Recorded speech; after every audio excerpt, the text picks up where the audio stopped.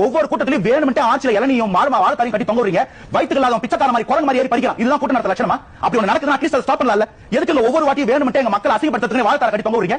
என்ன point prove பண்ண try பண்ணிட்டு இருக்கு திமுக? உங்களுக்கு பாலிசி மேல அறிவு கிடையாது, இங்க கடன் மேல தெளிவு கிடையாது. ஜிஎஸ்டி பில் லாஸ்ட் நம்பர் 1 கடன்கார மாநிலம். Fiscal health index NITI Aayog release பண்ணிருக்காங்க. டாப் 20 பெரிய மாநிலங்கள்ல 11வது இடம். நம்ம கடன் சஸ்டைனபிளா இல்ல, கடன் வாங்குற தகுதியில குறைஞ்சிட்டே போயிட்டு இருக்கோம். வாங்குற கடன் வட்டி கட்டறது கூட கஷ்டப்பட்டு இருக்கு. Fiscal health index report 2025 NITI Aayog release பண்ணிருக்காங்க. எடுத்து படிங்க. இல்ல என்ன ரிப்போர்ட் யாரை கேளுங்க அம்சுறேன்.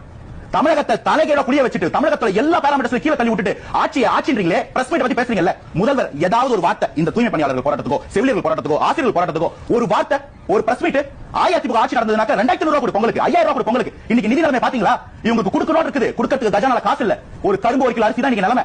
கஜானாவை தொடச்சி கழுவி காய வச்சுட்டு போகுது. அடுத்து வரக்கூடிய அரசாங்கத்துக்கு எவ்வளவு பெரிய நெருக்கடியா இருக்கும் இன்னைக்கே பதிகிறேன். இதுதான் உங்களுடைய ஆட்சி லட்சணம். இந்த லட்சணத்தை விட்டுட்டு போறவங்க இவங்க எப்படி வர முடியும் நீங்க கேளுங்க. ஒரு பேரண்ட் சொல்லுங்க, குழந்தை கைக்கு எரிச்சு கஞ்சா போகுது.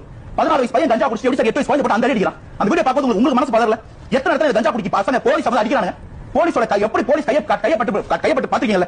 ஒரு வியாபாரி துணி எடுத்து போன அடிக்கிறான். ஒரு வடமாநிலத்தவன் பாவம் வயிற்றுல அவங்க வியாபாரம் பண்றவன் அவனை போட்டு அடிக்கிறீங்க. எங்க வந்து இந்த கஞ்சா கலாச்சாரம் உள்ள கேட்டா அமைச்சர் என்ன சொல்றாரு? தமிழகத்தில் கஞ்சா கல்டிவேஷனே இல்லன்றாரு. அப்ப என்ன இம்போர்ட் பண்றீங்களா? எங்க இம்போர்ட் பண்றீங்க? எவ்வளவு டாக்ஸ் கட்டுறீங்க? எவ்வளவு கஸ்டம்ஸ் டியூட்டி கட்டுறீங்கன்னு சொல்லுங்க. அப்ப புடி அதுக்கு முன்னாடி நான் நியூஸ் வருது. இங்க இத்தனை கிலோ பிடிச்சாங்க, இங்க இத்தனை டன் பிடிச்சாங்க. எங்க வந்தது? எங்க வந்து கேள்வி புரியவே இல்ல. இவ்வளவு பிரச்சனைகள் வரிசையா பெண்கள் பாதுகாப்புல போக்சோ நம்பர் 1 190% வளர்ந்திருக்கும். பெண்கள் மேல குற்றத்துல 40%, பெண்கள் மேல பாலியல் குற்றத்துல 109% வளர்ச்சி. சார் 103 கோடி ரூபாய் போக்சோல ஃபைன் மட்டும் கட்டிருக்கு சார் நம்ம அரசாங்கம். பாதிக்கப்பட்ட குழந்தைகளுக்கு இழப்பீடா 103 கோடி. உங்களுக்கு கேட்கும் போது அத்தனை குழந்தைங்க பாதிக்கப்பட்ட நினைச்சா ஈரக்கொலை நடக்குது. இப்படி ஒரு ஆட்சியை பண்ணிட்டு திரும்ப ஆட்சி கொண்டு கேட்கறது என்ன தார்மீகம்? நீங்க நல்ல கட்சினா எதிர்கட்சி நில்லுங்க, வேலை செய்யுங்க.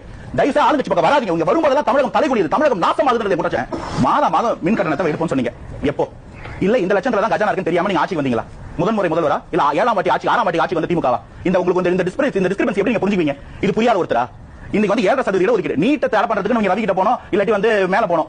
7% ஒதுக்கீடு 10% ஆக்குறேன்னு சொன்னீங்க. அதுக்கு யார் பர்மிஷன் வேண்டாம்? வருஷத்துக்கு எக்ஸ்ட்ரா 140 குழந்தைங்க அரசு பள்ளியில இருந்து போயிருக்கும். அத ஏன் பண்ணல? இப்ப அந்த குழந்தைங்க இன்னும் பிரைவேட்ல தான் போகுது. இது யாருக்கு லாபம்? அதனால ஏன் அதை பண்றீங்க? ஏன் அந்த இட ஒதுக்கீடு கொடுக்கல? வாக்குறுதியில இருக்கு. ஒவ்வொரு தனிநபரும் ஒவ்வொரு குடும்பங்களும் பாதிக்கப்படக்கூடிய வாக்குறுதிகள். நான் கேட்கிற ஒரு சாதாரண வெல்த் டாக்ஸ் உயர்த்திட்டீங்க. ஆனா நம்ம சொத்து வரிகள் கவர்மெண்ட்டுக்கு போதா? நீங்க முதல்ல நடந்த ஸ்கேம் பத்தி எத்தனை நாள் பேசணும்? வீட்டு நம்மளுடைய சொத்து வரிகள் ஒரு தனிநபருக்கு போயிருக்கு. பேச்சே இல்ல. 2 நாள் ஆஃப் பண்ணி கைது நடவடிக்கை பாய்ந்தது. என்ன விளக்கம் வந்தது? இன்னும் அது மாதிரி எத்தனை முனிசிபாலிட்டில எத்தனை டவுன்ஷிப்ல நடந்துட்டு இருக்கு? யாரு சரிப்பா? எப்படி இல்ல டிரான்ஸ்பரண்டா சொல்றீங்க? பால் கட்டணம் உயர்ந்திருக்கு, ஈவி கட்டணம் உயர்ந்திருக்கு. இது ஒவ்வொரு வீட்டையும் பாதிக்கலையா? அது உங்க வீட்ல பாதிக்கலையா? என் வீட்ல பாதிக்கலையா? ஒரு டம்ளர் டீ முக்கா டம்ளர் டீயா குறையலையா? அப்ப இது எப்படி ஓட்டு போடும் பேட்டர்ன் மாத்தாதுன்னு நான் கேக்குறேன். கண்டிப்பா மாத்தும். திமுக இல்லங்க, எழுதி வச்சுக்கங்க. மாற்றம் உண்டு. அதுக்கு தாயக முன்னிலை இருக்கும். அதான் நம்ம தொடர்ந்து பேசலாம்.